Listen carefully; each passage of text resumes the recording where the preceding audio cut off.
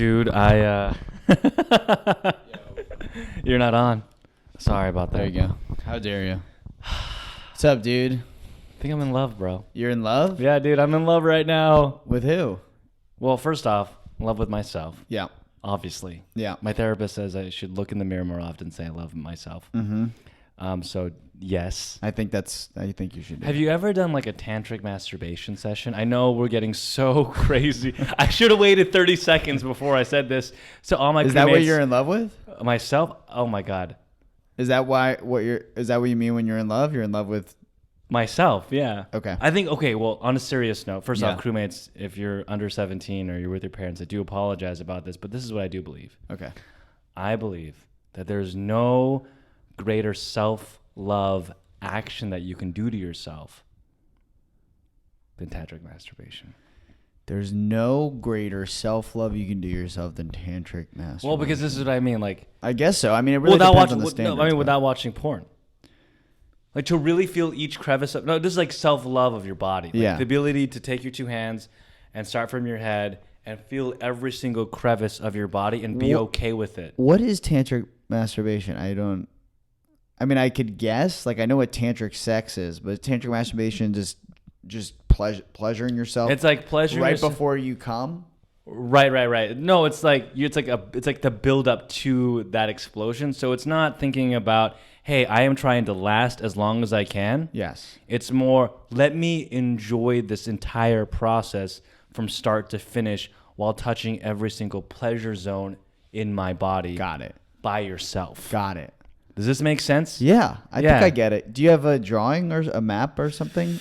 Like a textbook? Well, I can hold the mic maybe and okay. Well, that's okay. Well, yeah, because mostly when people masturbate, they want to like end this as quickly as they can. Like, I guess I feel like I probably do participate in tantric masturbation. But are you watching porn? Yeah. No, see, that's not tantric masturbation.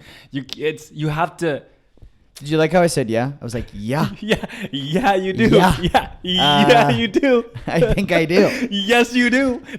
No, because you have to. It's like you have to get outside of yourself while watching yourself masturbate. Mm-hmm.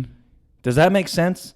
Wait, so you have to watch yourself masturbate? Like in my mind. Okay, like not in my mind, into a mirror. Right, like in my mind, I'm thinking about where my hands are on my body rather than like thinking about someone in my head that I'm jacking off to. Because sometimes I do. Sometimes I have a person in mind, and because I don't want anybody to walk in that I don't want to walk into my brain, I say that person's name over and over and over again. Yeah. So let's say, for example, give me a woman's name that Monica. So yeah. I vision Monica in my head, and I'm like, Monica.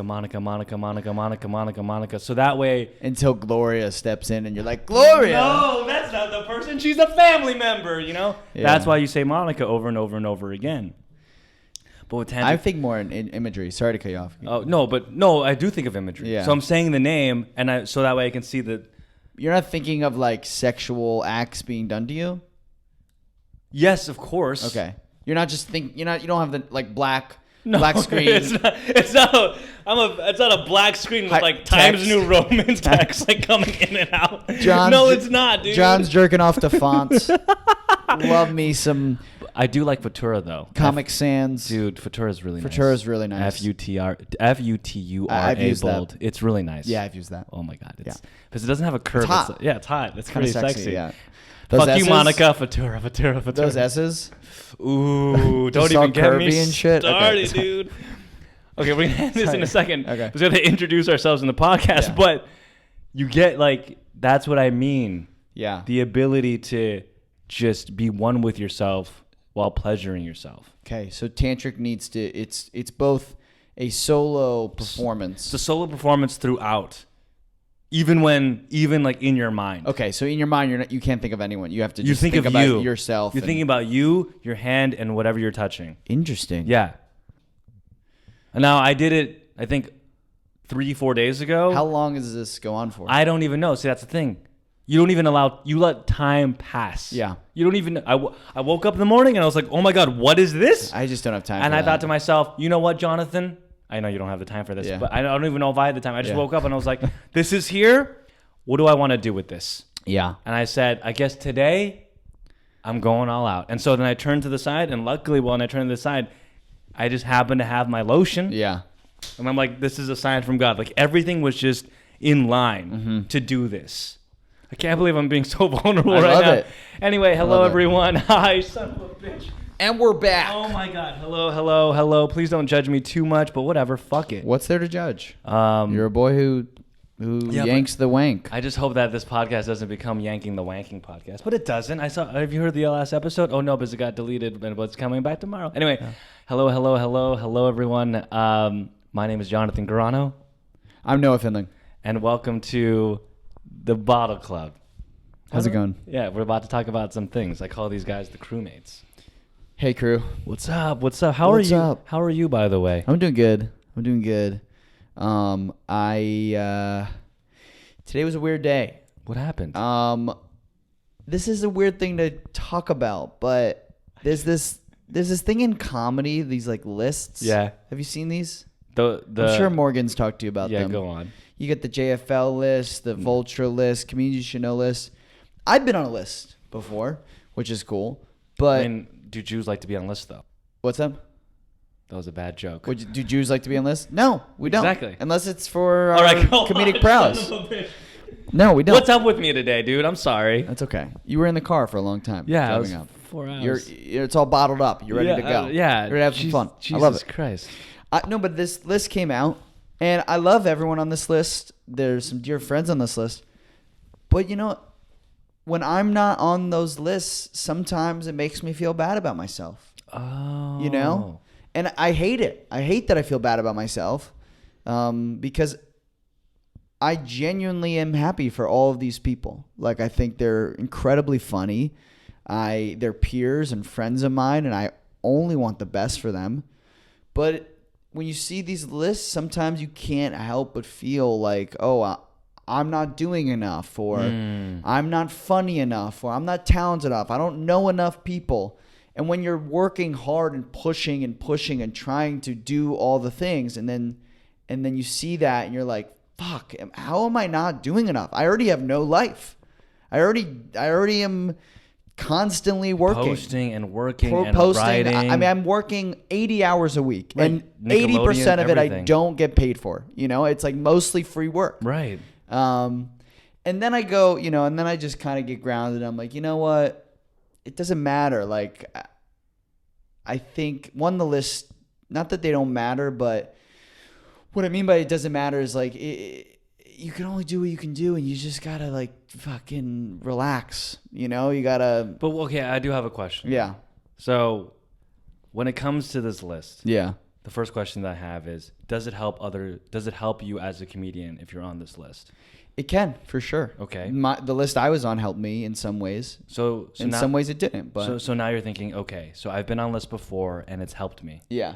And it's like, damn, it would be nice to be on this list. Yeah, and I'm like, I'm mentally ill thinking that I'm gonna be on every list. Right, which is fine, which makes sense because you're. And I shouldn't be doing comedy to be on lists. You shouldn't, nobody should do things just to get praise. Well. You're ambitious. Yeah. You have goals. You want what you want. Yeah. I say, just to disagree with you, Yeah. that to me it does matter. And because it matters to you a lot, and if it does, feel your feelings that it's okay. I don't to hear you go, it doesn't matter. I just don't want to. I don't want to feel bad about myself, and I don't want to mope around all day. Okay, that's smart. I like this. Like that. That's where I'm just like, this is not helpful. This is a problem. Like if that, like, I don't want to feel bad about myself when I see those things. I just want to feel. Because what I feel is happiness for those people, right? Genuine happiness, right? It's not a competition with them. I never look at it and think I'm competing with these people. It's always the negative side of it is on myself. It's why am I not doing enough? Why am I not doing enough? Or am I not doing enough? Am I not doing enough? What else can I be doing? Gary Vee comes in and says you have to take full accountability, and you're like, oh fuck you, Gary Vee. Now I'm not. Gary Vee's like, yo, how many videos you posting today? Yeah, is that a good Gary Vee? Yeah. How many videos did you post today? You have to take full accountability for what you do. You're failing because of accountability. But like, first off, I hear what you're saying, and I just want to say your concerns and your worries definitely make sense, especially as someone who is pushing themselves to be better than they were yesterday. Yeah. And I can see how those lists are very important to you. And I just want to make sure that, hey, you are working hard enough. Thank you. And as we know in this entertainment industry, we don't know where you'll be. Yeah. But we do know that through your efforts and your evolution of what you're doing, that'll lead to something that will fit you in a way that hopefully Sid will be happy. Yeah, hopefully she'll be Your happy. wife. Hopefully I'll buy a house. But you first. get what I mean, right? No, I think I don't want to be like one of those floofy. No, I think what you're saying is, and what I really, if I could get something tattooed to my body, one of the things would be nothing good passes me by. Like nothing that's right for me will pass me by, you know? And I think that's what you're saying. I'm saying this too is also, this is the hardest lesson that I've ever had to learn in a long time. It's when I'm going after something, and I'm about to tell you the girl that I'm in love with and et cetera, like anything. Yeah. And maybe this is like a bad mindset to have, but now I just have no expectations whatsoever. And so if something bad happens to me because I have no expectations, I'm like, okay, whatever. Yeah. But if something good happens, then I'm like more like appreciative and grateful for it. Right. And a lot of people have told me that's kind of, that can like be demotivating, but for me, I think you blindly work as hard as you can. Yeah, but what is hard work? I see some people work and I'm thinking to myself, you're not evolving your art in some way. Yeah. Like something's not working for a reason. Yeah. Does that make sense? No, yeah.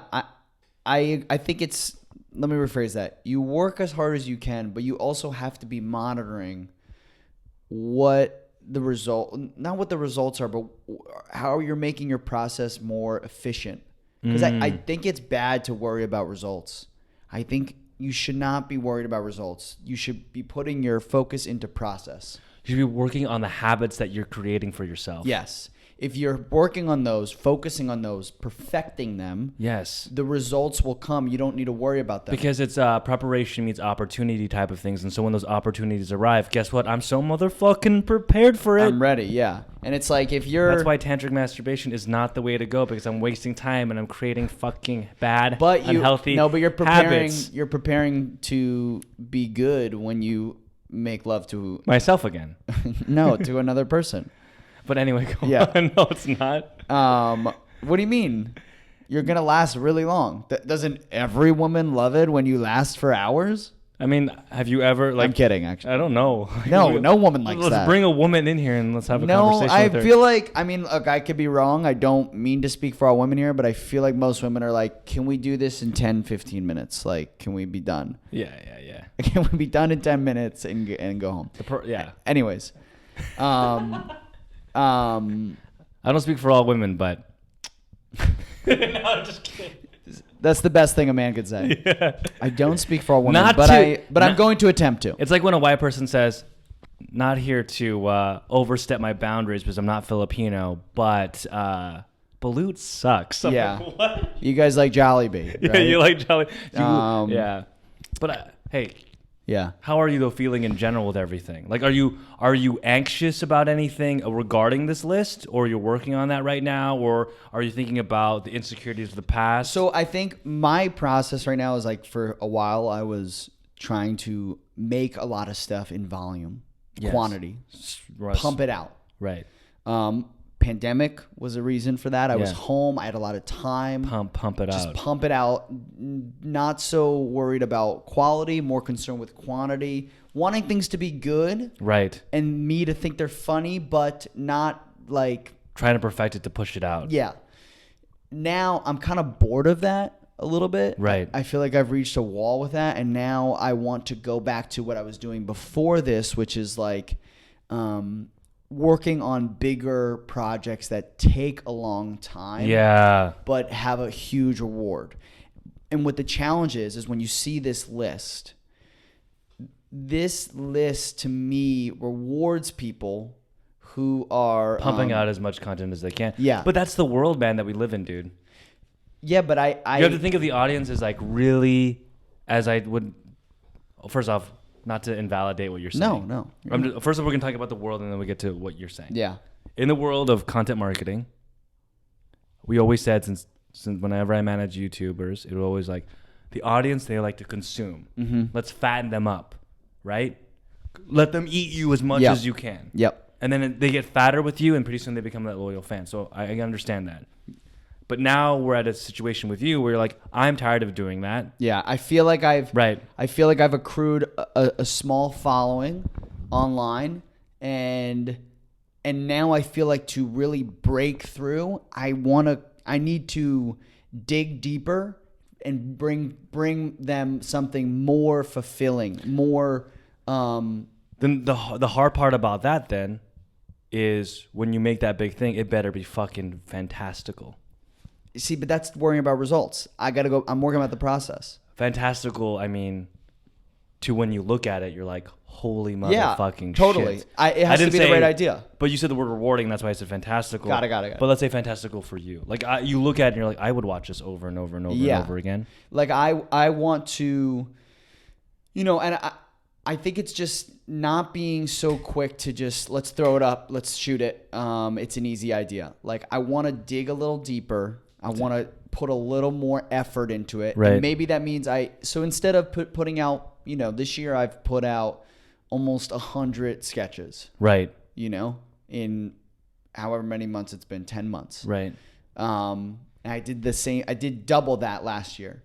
Next year, maybe I put out 10, or 5 really well-produced, well-made sketches and a short film, and I write a movie. You know what I this mean? makes sense. See, here's the thing. I think doing the 200 content pieces has helped you get to the point where now you can make that choice of smaller, content pieces, but now they can be increased quality. Yeah.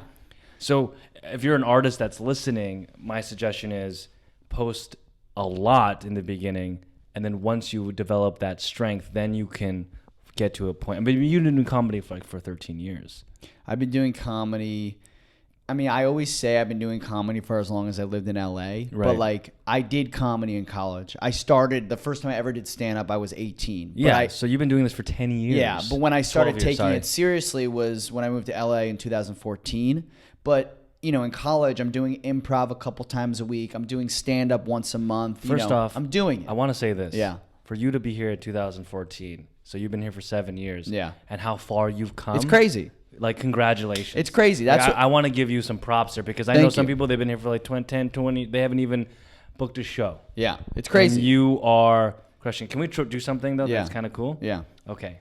So my therapist did this to me, and then I Yeah. want to talk about something that you just reminded me of Yeah. when it comes to prolonging a project, which was like, and it like did really well. Yeah. Okay.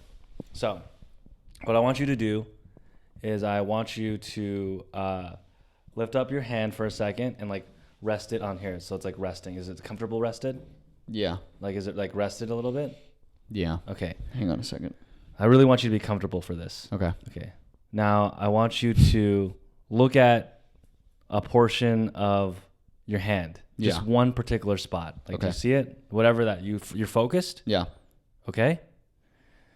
I want you to keep on focusing. I'm focusing on my hand. Okay. Now I want you to close your eyes. Okay, my eyes are closed. Okay, and I want you just to focus that image that you're looking at when your eyes were open, but now it's inside your head. You're looking at your hand. You're looking at that one particular spot. Mm-hmm. Okay. What do you feel around your hand? Do you feel vibrations around your hand? I feel a little heat. Right. Okay, perfect. Perfect. All right. Keep on looking at it. Keep on looking at it. What else do you feel? I feel some tingling. Okay. Mm-hmm. Do you feel like your hand's moving just a little bit? Just a tiny bit. Okay. Now, okay. I want you to imagine this is so that those vibrations that you're feeling, that heat that you're feeling, that movement that's happening just a little bit. Mm-hmm. In reality right now, your hand is completely still. But the reason why you feel all of that is because it's the earth spinning, and even in our stillness, we are moving. Oh, that's great. Right? Yeah, I love that. Okay, so... Yep. I love that. Okay, so open your eyes for a second.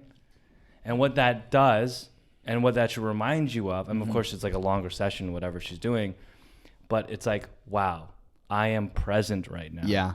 I am so fucking present right now. What is reality? This is reality. Yeah. And they talk about how the past and all those lists and everything, that's not real time right now. Anytime that creeps up and it affects your decisions moving forward, that's what we call a glitch. Yeah. This right here, this moment, this is reality. So now that you're present, now that you know what's around you, then it's like, okay, it's time to take that step. Yeah. Whatever that step is going to be. So isn't that cool? It's great. That's great. It's fucking... It's spot on. It's when I say process, I mean be in the moment. What are you working on right now? And I think what can bother me sometimes, you know, when you're working on a project, tell me if you feel like this. Yeah. When you're working on something really cool, Yeah. but it's not a video that just went viral, or it's not something that's getting written up about, Yeah. but it's really cool. The money's coming in, whatever it is, or it's not coming in, but you know it's really cool. Yeah. And then you see something happening that is exposed to the world, given to the world. Right. A list, a video, a movie, whatever, a deadline article. Right. Is there not a part of you sometime that is like, God, but I'm like not really doing anything? Dude, I'm fucking human, of course. You know? Of course. But I want to fight through that shit. Because it's but bro, like... just trust that it's like, I'm doing something cool. I believe in myself. This is great.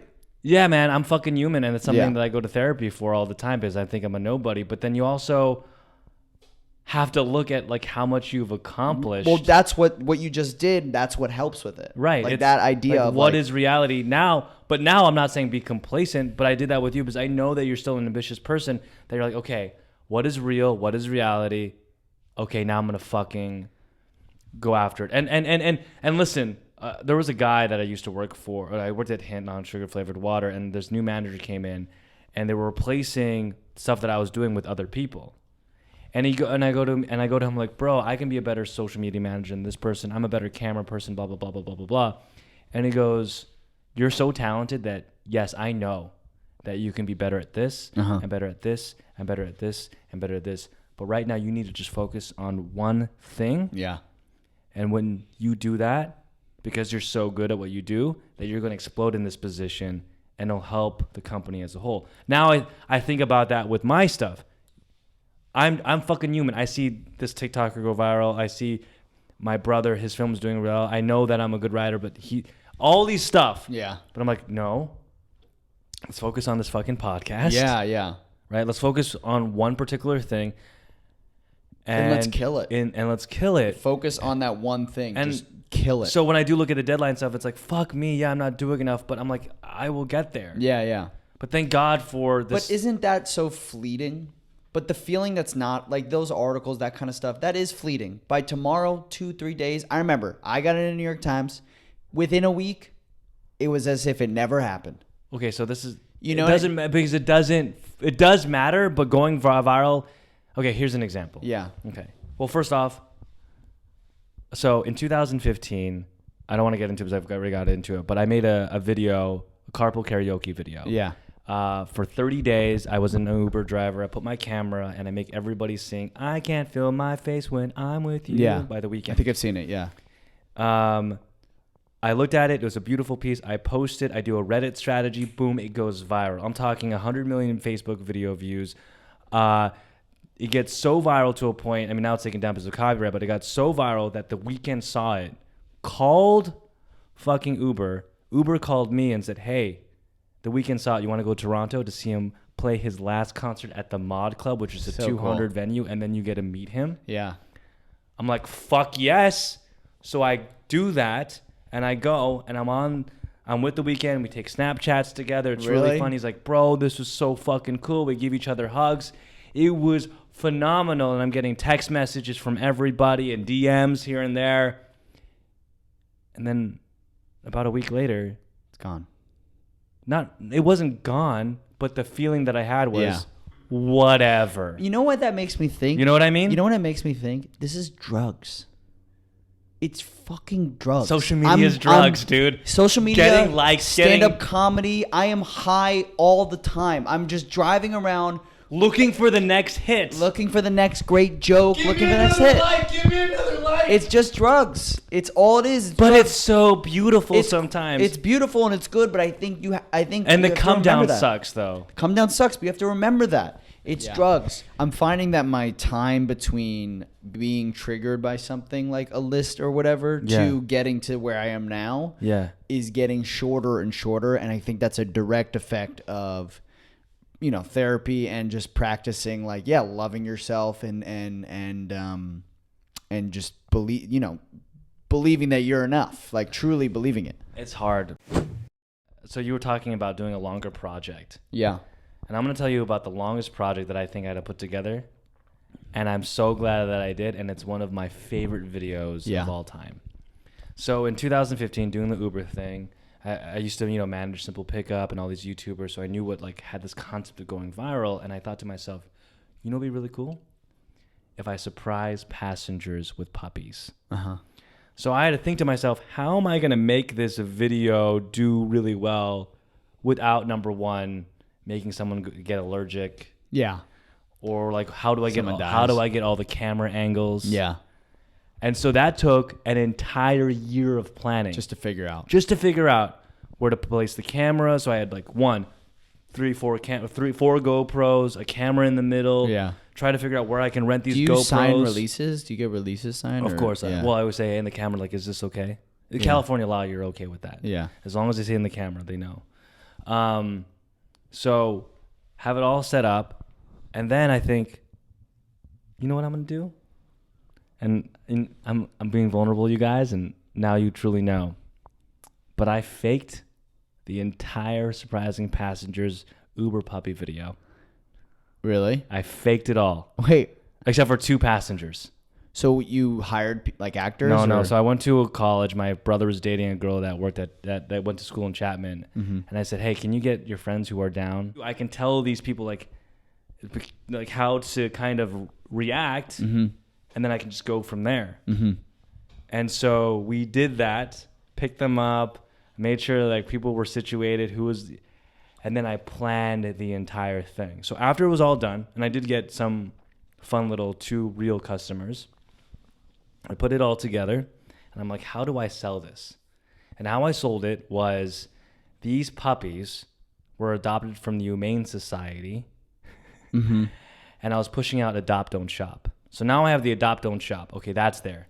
And then I took that video when I published it, and I sent it out to about 40 different journalists. And I licensed the video to a company called Storyful. Through that licensing and through the emails, it got on Mashable, and then it just went completely viral. The Weeknd was 100 million views. This was 300 million views. Crazy. Facebook video views. It was in fucking the Australian Facebook news site. It was in Spain. It was in Mexico. And then on top of that, I was getting interviews. People were calling me up, and I was on different people's podcasts explaining how I did it. And I would always lie. Until now? Now. Is this really the first time you're telling the truth? Yeah. Oh, my God. And I would always lie and say, oh, yeah, I hit up 20... shelters, and that's how I was able to adopt these dogs. Yeah. But to your point is what I'm saying is, to me, this was one of my favorite videos because it took me so long to do. And once I figured it out, in fact, it was very genuine at the same time because they're still cute dogs. Yeah. The people that I'm picking up, it's still my energy, but I just wanted to make sure that it went viral. I think when you put a lot of time into something and you work really, really hard on it, that's never a waste. Right. It's really never a waste. I think we're in this time where we're just trying to get that dopamine hit. Yeah. And we're trying to get it quick. It's so fucking sexy. I love it. And I'm not, I love it. I'm not chasing that anymore. I think I want a bigger hit. I don't want a couple little hits. You want a bing bada boom hit. I want a really huge hit after working on something that I get to put out. That's the hardest part, though. It's like you're banking on that one hit if you're only posting very few pieces of content. Yeah. I don't know. I got to break through to it. I just feel like I want to do what I want to do, I need to do something a little bit differently. Have you thought about, do you do anything that gives you hits besides, like, any dopamine hits besides, being with your significant other or someone that you love or comedy? Anything else? Yeah. Sports. Sports. So playing basketball. So that's a hit. So you can do that more often, and that doesn't. It's hard to, I think another thing I'm realizing is when you're working really hard, it's hard to find time for all of this. I will say this though, out of all of this, I think the one thing that I am jealous of, and I'm going to admit it that I am jealous, is that you have a significant other, your wife, basically, Sid, that when you grow, you're growing with her. Yeah.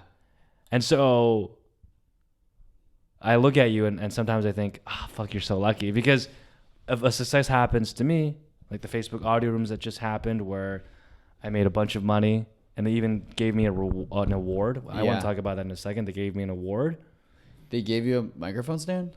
No, yeah. Jonathan held up a microphone. Hey, they should have given me a microphone. Yeah, stand. that's what they should have given. But they gave me an award, and it meant nothing. Because who do I tell this to? Yeah, I can't. I should really shut the hell up. And be grateful. No, you're right. No, I'm just saying. But you're right. I'm just saying. But you're right. No, but you are right. I'm not saying shut the hell up. I'm just saying. I just wanted to say the one thing that I'm jealous of. Yeah.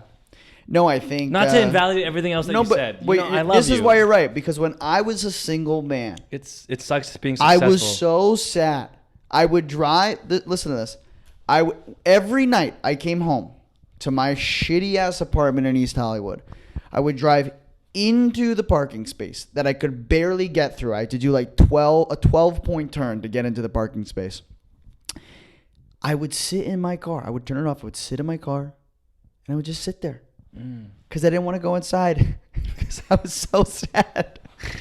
And I just go on Tinder and I would just fucking swipe and swipe and swipe and swipe. Somebody love me. Somebody love me. Somebody come to my apartment and marry me right now. It's fucking sad. And I don't feel like that anymore. And that was the saddest I've ever been. So you're right. I don't feel like that anymore. And I don't want to ever be that sad again. Exactly. Yeah. But I'm so sorry. Oh, thank God you're out of there. But imagine that. Can you imagine me sitting in my car? Yes, I can imagine. I'm like, I don't want to go home. Well, what's there to? But that's how I feel too. Yeah. But it's even. I think it's worse. I think it's worse being a single man who gets success and is not able to share it with anybody. Yeah. Because nobody wants to be the guy who's just like eating Chinese food over the sink in his underwear. Right. And then, and in a mansion. And he's yelling at something. Like, God damn it. Like, I don't want to. He's just yelling. But I don't want to be like that 50-year-old really wealthy dude that just has like a beautiful person nearby. Right. Just because they're beautiful. I would love, as I'm getting my success, to be able to share it with somebody. You know how much fun it would be to have a conversation with a significant other as you're like strategizing content or just strategizing about your life or thinking about different career steps. Or, for example, when I went to this Facebook audio room event, it'd be cool if she was sitting next to me and we're like, okay, when you see this person, you're going to do this. When you're going to do this. How fucking to share your life with someone special who's intelligent and smart and ambitious. Oh my God, that's like, give me like, God damn, dude. Maybe talk to me forever, bro. You know what I mean? Yeah. Can we have a crewmate? Maybe. Like, there's got to be someone out there listening to this that's in love with you. Well, I am in. Oh, you have someone. I am in love with somebody. Right. No, I've had people that have like DM'd me. Really? And we've had long conversations. So impressive, John. Thin. No, but I mean, I don't know. Like in the past, as I'm getting older. Yeah. In the past I would be so enamored and infatuated and not obsessive, but like really thinking about these girls that I've met. And I've come to realize like, oh, I was only into them because I was infatuated through the objectification that I was having over them. Like, right. I cannot wait to have them sit on my face type of stuff, you know? Yeah. Right. That's just straightforward, right? Yeah. I can't wait to taste their lips again, right? Yeah. But now what I crave for is, yes, I still want them to sit on my face. Of obviously. course. Yeah. Duh. Yeah. But I cannot wait to talk to them again. Yeah. I cannot wait what she's gonna say to me. Well, that's very good of you. That's, you know what I very mean? Like, mature. oh my god, yeah. And so of course there's like someone, but who knows? I'm trying to just no expectations. Yeah. Here's another thing that happened to me. And I think the crewmates are gonna hate me for saying this, but I don't care. No, I love this. I'm starting to sound like I'm complaining about good things. I was gonna go on a trip that I'd been planning for weeks. Yeah. With some really close old friends of mine. Yeah. For months, really. That I saved and put money away, and just it was like I'm so excited to go on this trip. And then I got a job. Oh my god. And because of COVID, because of COVID and the timing of this job, I literally hours before my flight, I had to cancel this trip. I couldn't go with my friends. Right. And I don't mean to complain. It's a good problem to have. I'm aware of that.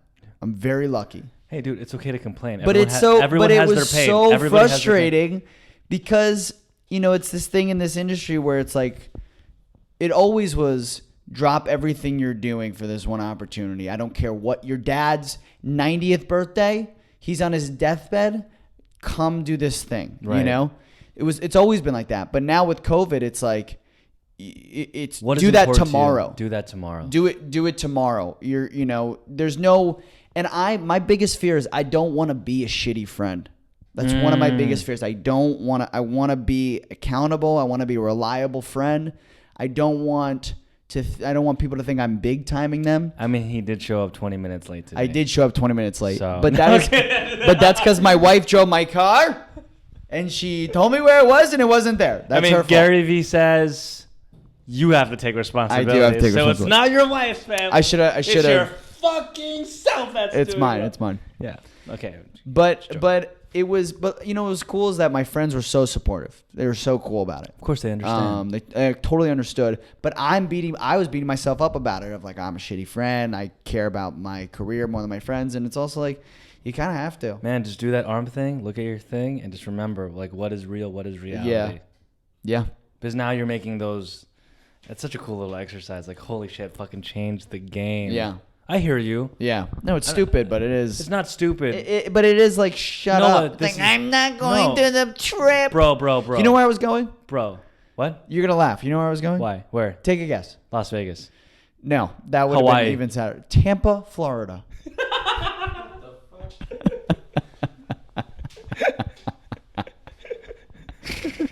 What a shitty place, bro. I'm not going to Tampa. I've been waiting for weeks to go to Tampa. Oh my god! At least you didn't say Pensacola. Oh my god. So honestly, I probably lucked out. But it's okay. Hey, this is what I think. I think it's okay to express your pain. Yeah. It's fine as long. I'm doing a podcast. I gotta have something. Right, but as long as it's like, it's like you're complaining with purpose. Yeah. So you're fine, bro. Yeah. And I'm not gonna judge you for that. Thank you. Right? Yeah. It's when it just depends. Yeah. It depends if you're not aware. Like you're very self-aware. No, I'm aware of how ridiculous it is to complain about that, but also it's not about the trip. It's not about the job. I think I was just so excited to see these old friends. And the older I get, great friends, I cherish them. I cherish them. I swear to God, they're everything to me. They are everything. They're currency. As I tell my friends, I am nothing without you guys. Yeah. I don't know. How are you doing though? Well, right now I'm thinking about. Okay, I'm gonna tell you two things. I'm gonna tell you the best breakup that I've ever had, why it was romantic. Yep. And then I'm gonna tell you, holy shit, how I was able to bring closure actually in real life right now. Okay. Now, what I'm about to say for the closure part, just don't judge me too hard. But you're my friend. We're good, right? Yeah. Hi, please. I'm not judging you at all. I need some love. I'm just complaining about not getting to go to Tampa. It's funny though, dude. It is pretty funny. It's fucking funny, bro. Yeah. I love it. Okay, so this is why there's like the most romantic breakup ever. Okay. I don't care if she hears this. It's over. Closure. It's 4 a.m. in the morning, and I'm sitting down in our bedroom on this stool. Mm-hmm. And we already have a major argument, right? And so I already know what I'm about to ask her a question, and I already know the answer, Noah. So I look at her and I go, "Hey." And she's already leaning on like the wall a little bit. And I look at her and I go, "Hey, blah blah blah." So I'm not going to say her name. "Hey, blah blah blah.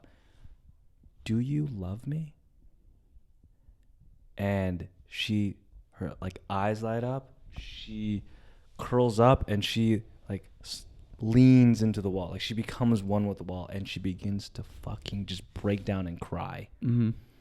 And she's like, "I'm so sorry, Jonathan. I'm so sorry. I love you, but I don't love you the way that I used to." And I'm like, "How long has this been going on?" She's like, "I've been having this thought for about like a year and a half, but I didn't want to tell you because I did not want to hurt you." And here is like the love of my life at the time. The woman that, now retrospect, like I fucked up a lot, but the woman at that time where I'm like, "Oh my God, I love this woman so much. I would do anything for her." She's fucking breaking down and crying. And the only thing that I can think in my head is like, "Oh my God, come here." Mm-hmm. Like I want to cry, but I can't. I have to be strong in that moment. So I take her, I put her on my head. She begins to cry. She breaks down. She's like, "I'm so sorry." I say, "It's okay." And then we have that magical moment, like the last hurrah, the last, like everything comes out, sweat, blood, like everything, no blood, just sweat. What do you mean? We're making love. Okay, got it. Yeah, breakup sex. It was too colorful a way of saying that. I didn't know what you were talking about. Yeah, what am I supposed to do? We fucked? No, I'm going to be very... That's what I would have said. No, but I would have said we banged. This is a very romantic breakup story, you know? So we're like getting into it, and then we wake up the next morning, and she's like, "I don't want to break up." I'm like, "No, that's last night talking." Yes. You said what you said. I packed up all my things, and every single year we would run like a marathon, or I helped trainer run the Nike Women's Marathon together. That year I didn't go with her, like because it was 2 days later. I didn't go with her, and then to finalize it, I drove her to work at 7 p.m. because she's part of the medical field. And as we're walking outside, This is after the like next morning. This is like 3 days later. Okay. So we do our thing, pack up my shit, still packing up. So this is like 3 days. We have our last conversation in this car, and then I walk her outside. And I go, "Hey, blah, blah, blah. See that up there?" She's like, "What?" "That's the North Star." They say that if you believe that the North Star is love, no matter what's happening between us, and we keep on going there, everything will be okay. But right now, you need to be your own North Star, and I need to be my North Star. I do have a question before, you go inside your little house. She's like, "What?" I'm like, "Did you grow in our relationship?" And she's like, "Are you kidding me? Everything that I am and everywhere I want to go is because of you." I was like, "Oh," and that's all I wanted. And we said our goodbyes. And then I blocked them all on social media afterwards. But Blocked who? her and her sisters and her family. But yeah. Did she live in a little house? She lived in a little house. What do you mean? You said when you go into your little house. Never mind. In a little house? What? You said when you go into your little house that you told her that. Doesn't matter. Don't even think twice about it. Little house. That's such an incredible. It doesn't matter. That's such an incredible story. Wait, little house? What? You said you heard it. You said you're gonna go into your little house to your blah blah blah. Yeah. You said I'm gonna go. So I'm like, wait, what little house? What else did I say? You said you said you're gonna go into your little house. Right. Blah blah blah. What's that? Before you go into your little house. Right. You had a question for her. So I'm thinking, who is this person living in this little house? Oh. Anyways. I meant to say like I'm sitting down in our apartment on a stool. Yeah. And I looked to her the left, and then I asked her the question. Got it. I don't know where the little house came from. It's okay. If I fucked up, it's okay. No, it's okay. It was beautiful. I mean, it was very but then, a lot of texture. But then now it's like, and I don't know if I should tell this story or not, but now there's closure. Well, I'm not going to lie. It took me 3 years to get over her in my head. 3 years of what is she thinking of me type of situation. But, okay, so we didn't talk. And then I was in my manic state. And this is what I did. Oh, God. I'm going to tell it. Fuck it. Just do it. Okay. As long as you're not admitting to a crime. No, it's not admitting to a crime. Okay. So a year after that, Mm-hmm. I decided to meet up with her. And we're having like a conversation. And I don't know what it's going inside of me because money was like a big issue in our relationship. Remember, I gambled. I lost over $540,000. A lot of like big things. And the reason why our relationship wasn't working, why I wasn't moving, was because I was secretly trying to live a lifestyle that I couldn't without telling her the truth and always gambling. You're not Ubering yet, right? No, I was a manager for Simple Pickup, made a lot of money, lost it all to gambling, started Ubering in 2014, made viral videos. Still dating her, broke up. And then in 2015, and then afterwards, a year later, while I was getting my shit together, like I was still Ubering on and off, but then thankfully in 2017, I got like this. I was helping YouTubers, but then that turned into like a bigger career in 2017. Got it. But in 2016, I decided to meet up with her, and I was like, yo, I owe you $6,000. And she's like, what? Did she know that? Hold on, no. I said, she's like, what? I'm like, for every single time I stayed over, for every single time that you paid for anything, I just want to make sure that in this relationship that you know, because money was a big thing, that you were at $0. That's ridiculous. I know. What? Wait, so like you owe her for letting her, for you staying at her place? A lot of things, yeah. You don't owe her for that. You owe her for her cooking for you, buying food for you. Well, I counted that in. I know that I borrowed maybe like $1,000, and I did pay that back. But yeah, everything I counted. You don't owe her for any money that she deliberately gave you as a loan.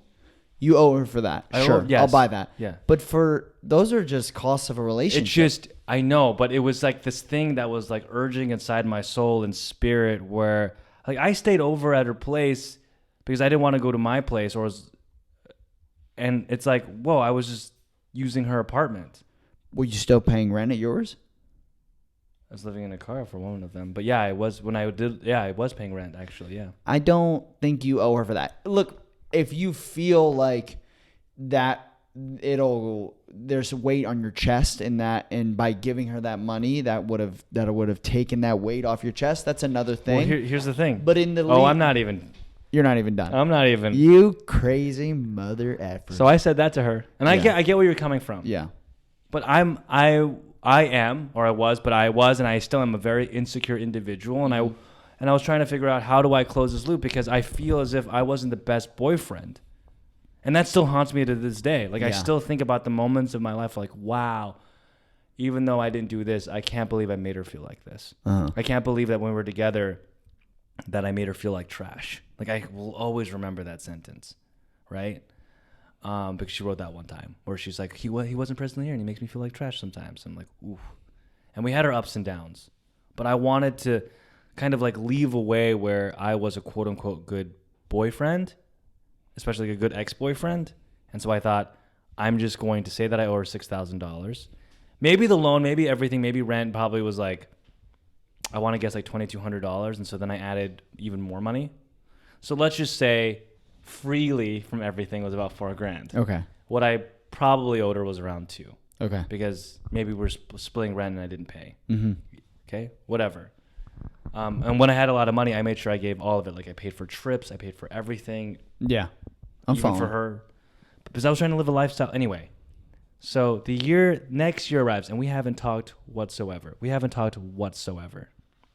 It's December, I think 17th, I think. Wait, so what did she say to you when you said you owe her that much money? I don't remember. Okay. A year later. I was like a manic. Okay. Like 2016 was a very manic year. Yeah. So I do remember a lot of stuff, but I think in that conversation, I was just like, oh, I do remember.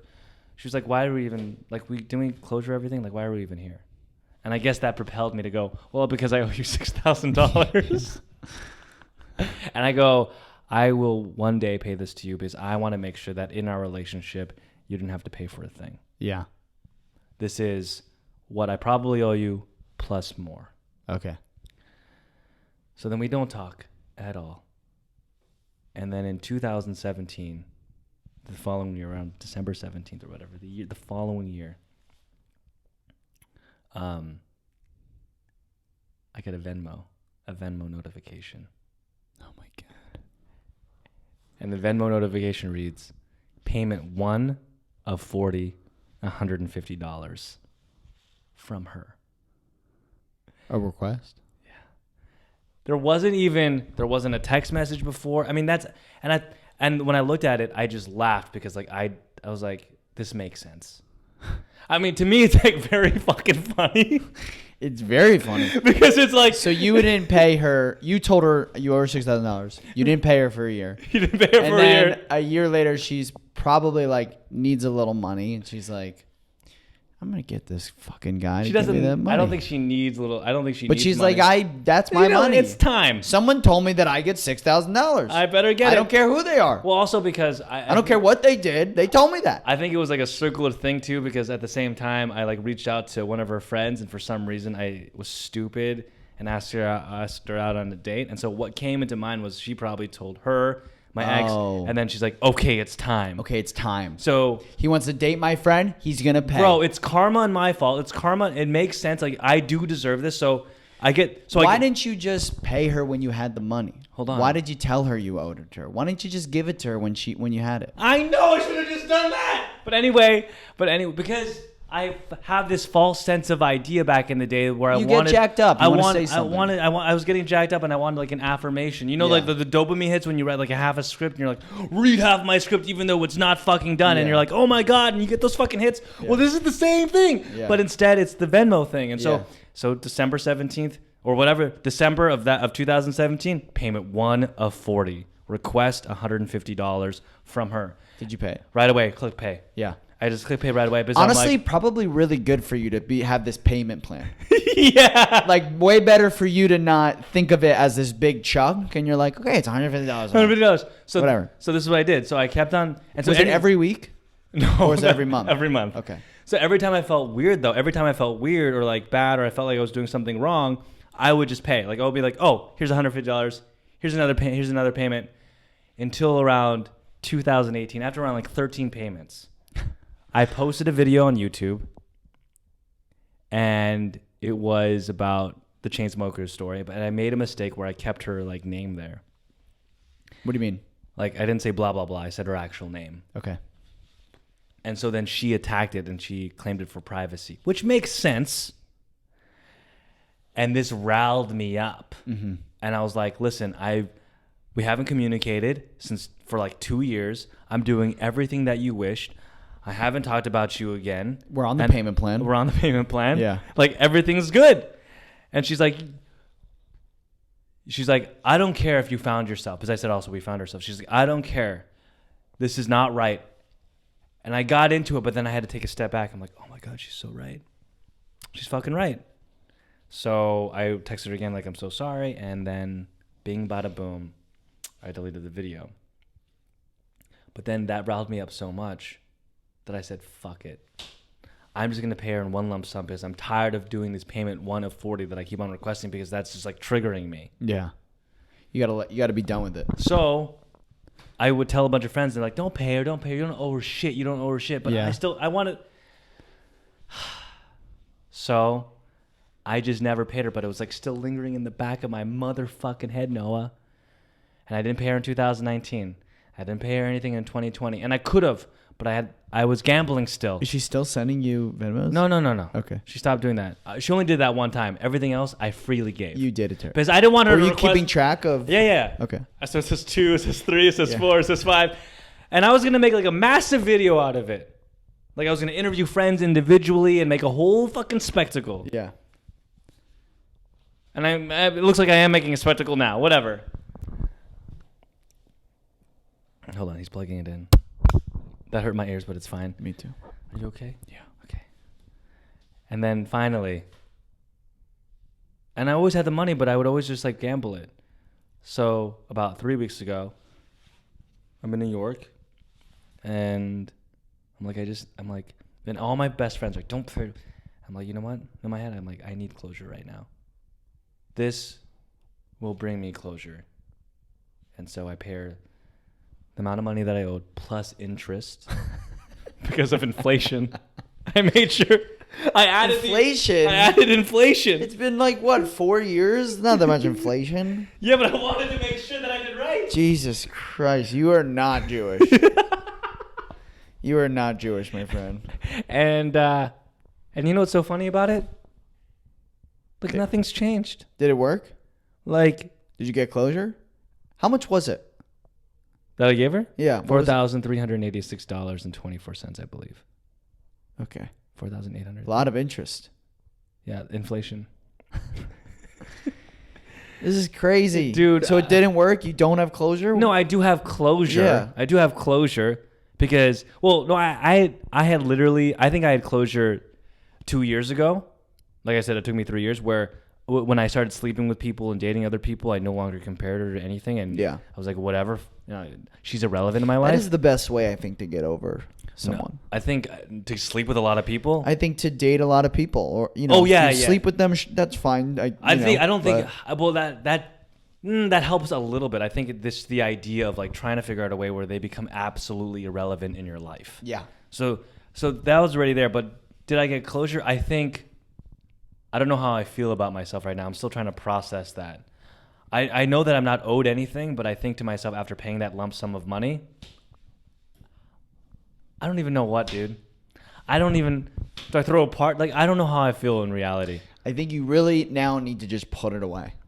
Like, you need to not, like, you said it on this podcast, and that's great because it's a great Yeah, story. I'm not gonna make a YouTube video out of it now, but Well, no, you'll use this, but I think you need to put it away. You have every right to put it away. You paid her, and it's okay that I'm talking about it. I want to talk about it because I need to.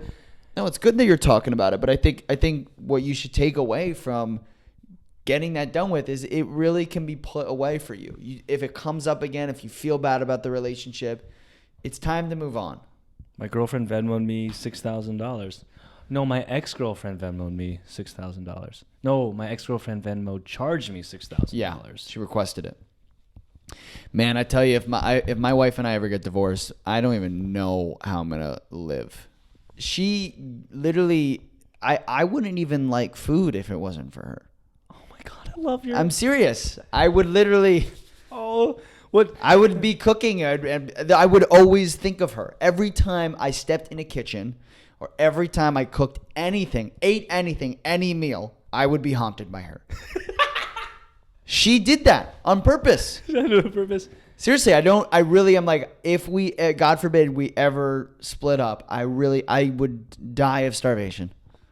I would not be able to eat without feeling so sad and shitty. You love her so much. Like, if she cheated on me, I would be sad to eat food. If I fucked up, I'd be sad to eat food. It's all food. Right? If we amicably went separate ways, I think I'd be sad because it started in this great place and now it's not there anymore. And now I'm back in the world looking for something else. Can't eat food. I'm so fucked. I'm so fucked. You'll starve, bro. I'll fucking starve. We don't want that. I want you to live. I'm gonna stay with her no matter what, so I can eat. I love that you love your wife so much, though.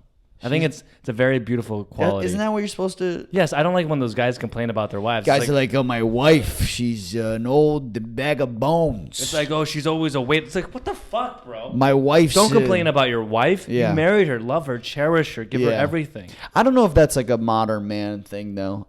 I think that's like an old, like our dad's generation, or To complain about your wife. Yeah, I think everyone complains about their significant other, but I don't think it's like. I mean, you see like old guys being like, "No, I hate this woman." No, truly, she is awful. I hope she dies. Anyways, I got to go home to her. Like you see that, but I don't think that's a modern man thing. I don't think that's a contemporary. I think men are either like alone and sad. Hey, I'm pointing at myself, motherfucker. Or they're alone and fucking, but they're still kind of sad. Hey, that's me too, dude. That's me too. Or sometimes I just fuck myself and you fuck yourself, yeah. or they're with someone that they like, that they want to commit to, that they're best friends with. That's not me. That's him. That's him. And then there's the fourth man who's with someone they love, but they're abusive. Happens. Sorry. They don't. I think anybody that hits somebody. I don't even mean just physically. I mean like emotionally, manipulative. Yeah. Anybody that's emotionally and physically abusive to their significant other doesn't love their significant other. It's about control for them. It's not about love. You don't think so? You don't think no. As someone that grew up in a household. You don't think O.J. Simpson loved Nicole? No, he didn't. You don't do that to someone that you love. But I think you do that to someone that you can't control. You want to control that situation. I mean, I think you're right. This is what I believe. It's all about control. Listen, I lived in a household where my father consistently said, "I love you, I love you, I love you," as he would hit us and fucking go nuts. Yeah. Bro, I'm sorry. It's because you can't control us. Yeah. Right? I'm trying to ask, like, Did your parents, are they still together? No, they divorced, thank God. When did they get divorced? How old were you? I was 19. My mother gave me a call. So basically and we planned it for like 2 years to get the divorce. You're 19. That's the right age, I think. No, sorry, 18. But no, I think that's the right age as a parent to leave if you have kids. Yeah. I was talking to this with my friend, and he brought up a good point. It's really fucked up to divorce while they're before 18. No, I disagree with you. Well, this is what he said. Let me tell you what he said. This isn't my opinion. Right. I thought this was interesting. Sorry to get agitated. This is a big topic. No, listen. Don't worry, we're almost done. So he said, if you have problems, if you guys are fighting, you do that when the kids aren't around. Okay. That is your burden. You fucked up. You married the wrong person. That should eat you. It shouldn't affect the kids. Mm-hmm. You put on a smile for them. You make their life the best it can be. When they're 18 and they're out of the house, you say to them, "We're splitting up. This isn't right for us. We wanted to give you the best life we could, but it's not working anymore. And now you're an adult and you can handle that." And now this kid isn't growing up in this torn home of fighting or going between mom and dad and courts and lawyers and what's mine and what's yours and who's paying for what. My parents are still together, so I don't know. It's unfair for me to give an opinion. But when he said that, I was like, that makes sense. That makes sense. I don't know. I think I wish my parents. I would beg my mom every day to leave, to be done with it. I mean, he was. But it's a violent home. Yeah, but they broke the golden rule, which is you don't. They couldn't do this because it sounds like your dad had a lot of other stuff going on. Yeah. But he broke the golden rule in that he put it out for the kids instead of setting a boundary. And if your marriage is unhappy, keep that within your marriage. Don't bring it out to the family. Well, I mean, he brought it to the family because he wanted to control the kids and he wanted to control everything. Yeah. Fuck that guy. Fuck him. What if I was like, I mean, I don't know him. I'll be like, okay, that's fine, but fuck him. No, I agree. Fuck him. No, fuck that guy. No, he sounds like a terrible guy. He's just evil. Wow. Can I end with a dark story about him? Sure. But what do you think? Do you think? I mean, it's hard for you. I agree with what you're saying. I don't know what you're shedding a light on. Here's the thing, though. Yeah. Kids are really smart. Yeah. Children are fucking fantastic. They can tell. And they're geniuses. Yeah. Where they will feel the feelings of their parents, and they know that it's not a happy home. Yeah. I grew up. I know someone else who I've dated the same way as you. This is really hard. This is really weird to say, but because I lived in a broken home, a lot of the women that I end up dating or having relationships with usually come from broken homes too. And even the ones that where their parents played nice, they knew that they were not nice with each other. And it messed them up. And it's still like, not messes them up, but they're still a little broken because of it. Yeah. I think a relationship, it's like, hey, just be nice to your kids and be nice to each other. And if it's not working between you two, separate, but still figure out a way to make sure that you're being nice to your children. Yeah. And that's how you foster a good relationship. Yeah. One of my best friends, and I'll say her name, Bailey Cooper, who I love so much. She has parents that are divorced, and she loves them equally. She's not as broken compared to the other girls that I've dated, right? It's because both parents knew that they couldn't be together.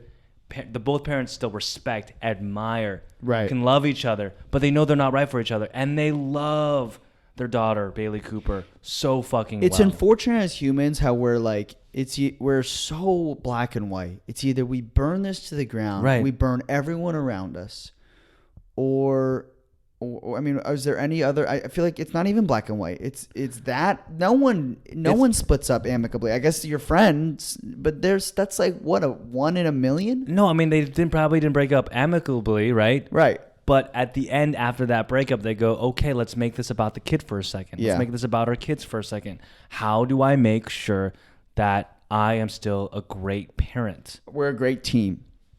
A parental team. Right. We're not a husband But and you wife don't have to team. be together. Yeah. Because kids they feel that shit. Yeah. I just don't want to yell in front of my kids. And that's hard. I mean, my parents were yellers. They were great. I loved them. They, they're not perfect, but they did the best they could. But they were yellers. come from a very passionate family. We yell and we get emotional Right. and we speak our minds. I don't want to yell in front of my kids. Then don't. It's just so hard to control sometimes. Go to couples therapy. Figure that out. Yeah. Figure that out. Yeah.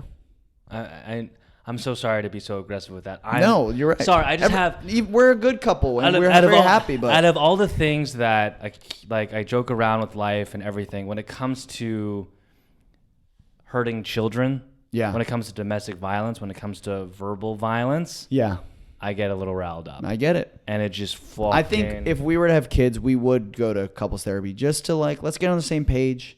Yeah. And let's just, because I think all those big moments, we did couples therapy before we got married. Yeah, we did I it love one that. time and the lady was funny. She was like, "You guys seem great. I don't know why you're here." And we were just like, well, we just wanted to get out in front of it, just see if there's anything going on. But then you leave with a high five like, yeah, yeah. we're good. We're Hey. like, man, we rule. We're the best. But yeah, I think before those big landmark sort of decisions, it's good to check in with someone who mentally, because then they can maybe teach us some things about kids, from a psychological point of view. Bring your kids in a little Yeah. bit. I mean, when my mother divorced, what we planned, which is really great, we brought all the kids in a little sofa. A therapist came and explained what was happening. Got it. I think that was really smart. That's smart. I was about to end with a very horrible story, Yeah. but I won't get into it. Do it for next time. I'll do it for next time. All right, guys. This was a lot. Hopefully you learned something. Yeah. Hopefully you had some fun. I have a pink microphone. This is like a seafoam green microphone. Seafoam green. We love you, or I love you with an LUV, not an LVE. You can follow me at Jonathan Garano or the Bottle Club. Obviously, go there. You can follow Noah at Noah Built the Ark or the Bottle Club. or Who Built the Ark? Noah Built the Ark. Oh shit! That's right. And remember, if you leave a 5-star review on Apple Podcasts and you leave your Instagram handle, one of us will DM you, video message you.